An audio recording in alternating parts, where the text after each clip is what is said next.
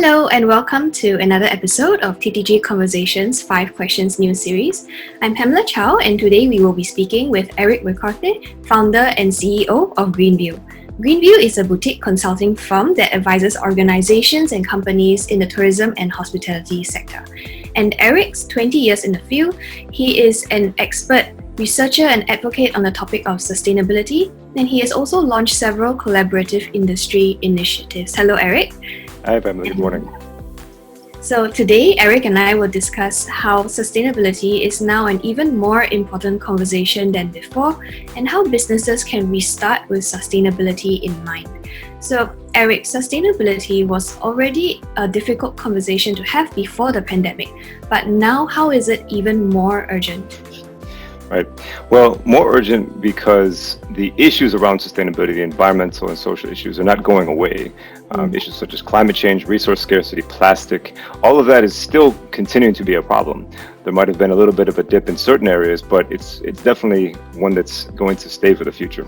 And in terms of what we see now, the pandemic has caused a more intertwining of environmental and social issues in terms of human and planetary health, and how these are connected. So that conversation of human health and planetary health has come forth, and we need to make sure this understanding is carried through in what's being decided now, issues of plastics, chemicals, and other things.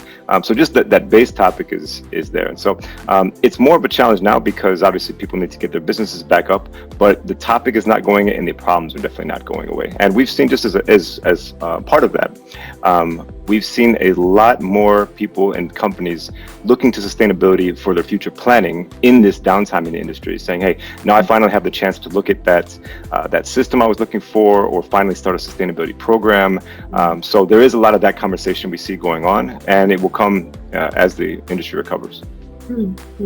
So what you are actually seeing is that there is a journey of recovery as a chance to integrate sustainability into the new normal. Definitely. I think, well, there's a lot of different facets in the industry. It depends where. On just one end of it, we're seeing a lot more interest in remote locations and destinations, which themselves are very fragile, and so proper destination management needs to be addressed. On the other hand, I think destinations have seen that there is a benefit to having a bit of a lull so that their systems and their ecosystems can recover. So we will see a lot more, and I think the interesting thing is that it's not just it's not just the hotels, it's not just the operators, it's all of the industry in a whole. The ecosystem is all looking at sustainability because from the investor side to the customer side to the guest side, we're seeing a lot more interest even in the distribution. So it is going to become a conversation that everybody needs to have and we'll have to address. Okay, so in that vein, how can companies, so we're talking about hotels and tour operators, how can they restart their businesses with these new sustainability standards in mind? Yep. Well, I think that the challenge of sustainability is it's complex. We could sit here and talk about 100 different aspects of it, some of which would seem completely unrelated, if not under the general umbrella of helping improve the planet, protecting it and its people. And so it can be daunting. And the reality is a lot of companies are just starting. Because they haven't had the pressures, they haven't really needed to address it, but now they realize they need to. And so it can be daunting looking at that wide list of topics and the best practices, because those who have done this for years have got a big head start. But what we think is first, you don't need to go all in at once. You can look at low-hanging fruit and understand, and everybody recognizes this is the start of the journey.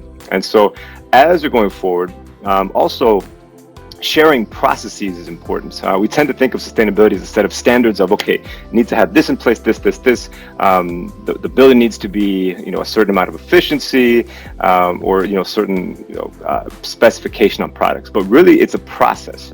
And what companies need to do now is embed sustainability in their processes, in their governance, in just looking how are we doing our sales, how are we doing our marketing, how are we doing our operations, how are we engaging with our suppliers, how are we engaging with our customers. that's the kind of discussion where, okay, how does sustainability relate to this? What does the other stakeholder want? What are they doing? And how can we bridge it? So I think that's the other way that business can really look at it, is the discussion and the process, and a lot will come with that. And we think that's most important. And then finally, I think that there in overall travel and tourism, we have a couple of trends that have come up recently that'll make it a little bit easier to restart the conversation in terms of standards. Probably the biggest that we saw is the Global Sustainable Tourism Council, which has the Global Sustainable Tourism Criteria, both which are GSTC, had really become the predominant framework, standard, and from which certification for the industry. And we started seeing adopted by OTAs, destinations, ministries were looking at it, even larger hotel companies, and even third-party auditing firms that looked at GSTC as a way to make sure that there is a process in place at a company or with a tour operation. And that, because it's gotten a lot of recognition across the board and ecosystem, that's a standard that can be referenced and a framework that can be used as companies move forward as a starting place. In the same way, finally, that the UN Sustainable Development Goals is a good framework for the 17 things we need to do to save the planet. We have that in general, and it makes sense. And now we have the GSTC as one that everybody will be looking toward in the coming years. I see. Okay. So speaking in terms of implementing these processes as well as these new standards, a lot of companies are looking to industry surveys, and many of these surveys have been claiming that consumers are actually now more aware than ever about the environmental and community impact of their travels. So from what Greenview is seeing, has the pandemic really ignited this new level of awareness in the consumers? Well, it's tough to say because travel is not happening yet as much as it should be. So that's where we'll see the real proof. So there's, on one hand, it's tough to say in sentiment and surveys in the same way of do you plan on traveling in 2021? Yes, I mean, all those kind of surveys are tough to really take them with a grain of salt for what's going on. And with sustainability, it's also difficult because the questions that are being asked is, do you care about the environment? Are you looking for eco-friendly accommodations and tours? That's kind of like asking a person, do you think you're a good person? Are you a good person, right? Do you care about people on the planet? Who's going to say no? So that's always been the people care about green, not willing to pay more for it. That's been sort of that thing. We see now that there is, if you want to look at just in the willing to pay, it's become more integrated because it's an expectation as part of the experience, as part of the content, and as part of the consciousness of the traveler. So yes, I think that that has ignited awareness. But we'll see once people start traveling. But I think if we just look on the other side, I don't see anybody saying, after COVID, I care less about the planet and its people. A lot of people have taken this time to really reflect and think about the importance of relationships, the importance of caring for things like the environment and the future of the planet with their children. That's been the biggest, is you have people stuck at home with their children and thinking, what kind of a world are they going to grow up in and how can I make it better? Especially so that I don't have to stay at home with them, and we can all enjoy traveling. So that's the landscape. But I think also what when we talk about the consumer piece, we tend to think about the guest or the immediate traveler, and we know in traveling, I mean, that's not always the ultimate buyer. Look at business travel. Look at MICE. Now, as impacted as those have been, and to whatever degree they do recover and win, we know that who's the ultimate buyer, and those companies, those entities that are holding the trade shows, that are doing the business travel is part of their supply chain, and they're facing the same, if not greater, pressures to green up, to be more environmentally and socially conscious, and make those decisions and push them down in their supply chain. So travel, as a part of the supply chain of all kinds of business, is going to feel that impact, and we've seen that. I mean, we've seen so much of this, and so the other yardstick that we've seen is the amount of interest in this in the distribution side.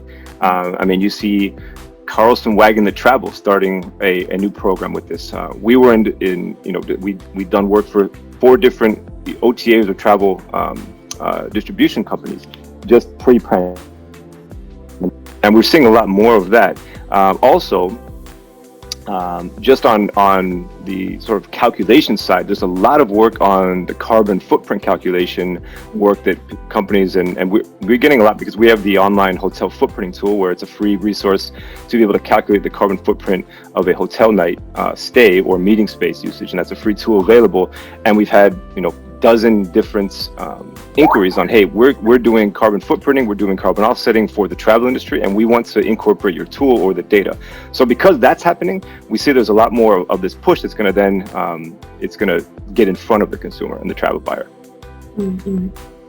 I see. So the majority of the push actually does have to come from the companies, and it can't just be relying on these consumer sentiments on the ground as well. Well, I think it can. I think that the biggest gap, which is actually, they do a better job of filling, is what is consumer sentiment about? Yes, there's I care and I want preference, but what the surveys we'd seen are consumer sentiment. Yes, we care, we're looking for this, but there's a gap between I can actually find it. And before, the content wasn't there, which is what is a sustainable and eco-friendly tour, accommodation, meeting, and there's plenty of standards and things out there, but was it hitting home and impacting the actual consumer? So I think that's what is being bridged more. We started to see more of that actually with plastic and food, because that's something that's tangible to them, whereas carbon emissions is somewhat esoteric to the traveler. But I think the final piece that, in terms of sentiment, sustainability in bucket of the environmental and the social side, the social impact piece is now more important, and that's tangible. People that see, first off, we have a lot more pressure on equity, on equality, on racial equality, ethnic equality, diversity. And so we have that, plus we have the positive impact on communities and that experience piece. And so there's a lot more of the social side that consumers will be more interested in as this bounces back, whereas before we tended to only focus on the environmental. Right. Yeah, that's very true. So, in looking at all these issues that are concerning and moving consumer kind of murmurs on the ground, what can companies really do as they start planning to relaunch in a new normal? What can they really do to push these efforts and to fill the gap, as you've called it?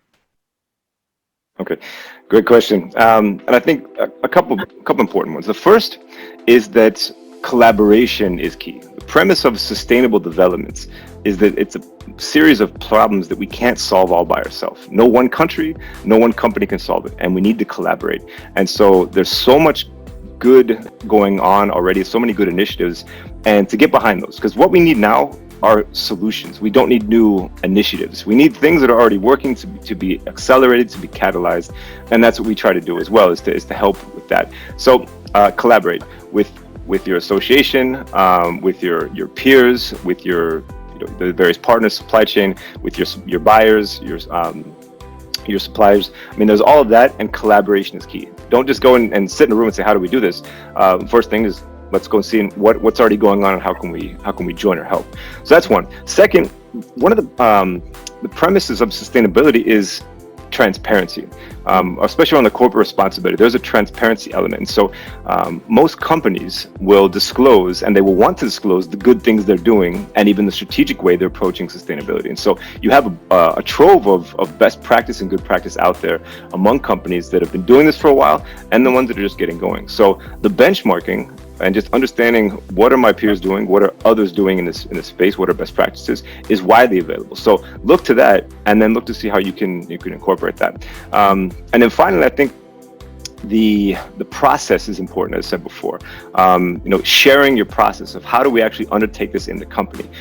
There's always a lot of glossiness in sustainability, but the real challenge has always been, how do you change people's minds and actions, behaviors, and decisions within your company, and how do you change it within your supply chain? And so the process of getting that done has always been key, and is one where more and more you can see that embedding process and discussing process itself is where you can start. So I think that's important. And then actually one other is the tangibility of it that I mentioned before. How is the guest or consumer, how does their trip benefit? What is as part of their trip, part of their experience, part of their purchase, going to benefit, whether it's an environmental impact, environmental reduction, or it's a social impact, so that there's a tangibility to it, that by traveling, you're helping make the destination a better place, you're helping make, you're giving some benefit to local community, to specific people, to communities, rather than just this, hey, this is good for the planet, or you're buying into a company or a logo. It's that tangibility that people really want. So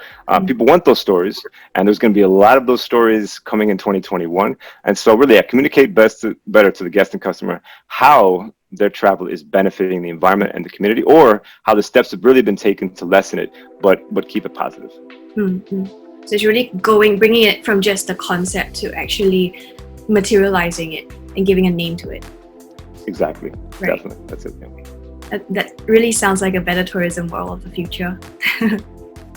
Well, we hope it will be, because in 2021, people will definitely want to experience more. But just one final thing is, I mentioned in the beginning, the problems are here, unfortunately. The weather patterns, the disruptive weather, the fires, the drought, the cyclone, the sea level rise, the storms, all that kind of stuff is happening. So there is a risk. And a physical risk aspect of it that we're starting to see. So it's going to be on people's minds, because this is the things that people are seeing in the news every day about epic flood, epic fire, epic drought. All of this, and combined with all the plastic and the other things that we're seeing, species loss. So all of this is just going to be in the news, and it's going to keep coming in. It's not going to stop.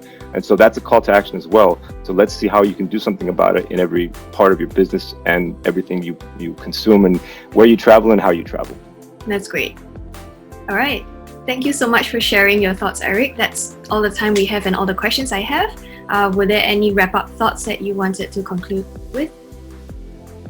That's it. I think just one final thing is that sustainability, and when you get into discussion, it can have a very negative connotation, and that's the legacy of the environmental movement of what you can't do or what you shouldn't do. You can't go in that forest, can't eat this, can't do that. But sustainability needs to be a conversation about what we can do and what we it needs to be positive. And so let's try to keep it positive, and as the industry recovers, make sure that's a positive note and a positive outcome of this.